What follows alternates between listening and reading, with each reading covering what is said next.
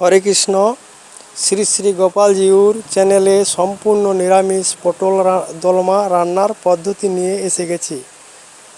সমস্ত ইউটিউব বন্ধুরা রান্নার পদ্ধতিটি দেখুন। এখন গোটা পটলগুলো জলে ভালো করে ধুয়ে নিয়ে নুন হলুদ মাখালাম। এতে কড়াতে তেল দেওয়া আছে, তেলটি গরম হয়ে গেছে, পটলগুলো দিলাম। পটলগুলো নাড়াচাড়া করতেছি। দেখুন পটলগুলো খুব সুন্দর। এবারে আপনার ওই পটলটি হালকা জ্বালানিতে দিলাম। পটলটি নাড়াচাড়া করতে করতে পটলটি কি সুন্দর দেখুন সিদ্ধ হয়ে গেছে, আধা সিদ্ধ হয়ে গেছে। এবার ছেঁকে নিলাম। দেখুন বন্ধুরা কত সুন্দর ছেঁকে রেখেছি। দেখুন আবার একটু তেল দিলাম। এবার তেলের মধ্যে আপনার নাড়াচাড়া করতেছি, তেলটা গরম হয়ে গেছে। এই যে দেখুন তেজপাতা, গোটা জিরা, গোটা লঙ্কা দিলাম। দেখুন নাড়াচাড়া করতেছি, কত সুন্দর হালকা হালকা হালকা হালকা মশলাগুলো ভাজা হয়ে যাচ্ছে। দেখুন এইবারে আদাকে জলে গুলিয়ে রেখেছি, এই যে টমাটো দিলাম।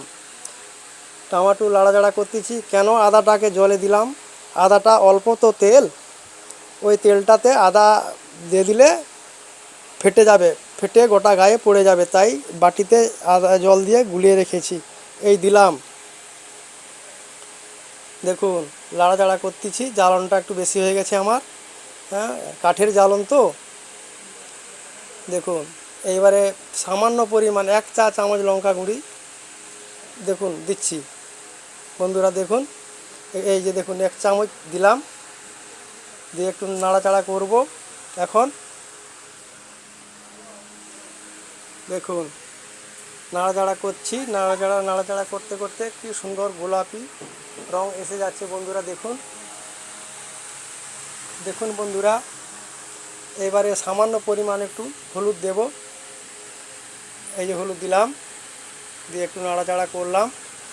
নাড়াচাড়া করতে করতে কি সুন্দর দেখুন ফ্লেভারটা আসতেছে। আস্তে আস্তে আস্তে রঙের কালারটা দেখুন বন্ধুরা, রঙের কালারটা দেখছেন।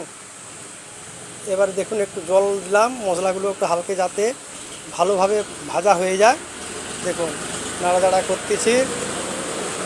করতেছি। দেখুন বন্ধুরা, দেখুন কি সুন্দর ফ্লেভার এসেছে গো বন্ধু। দেখুন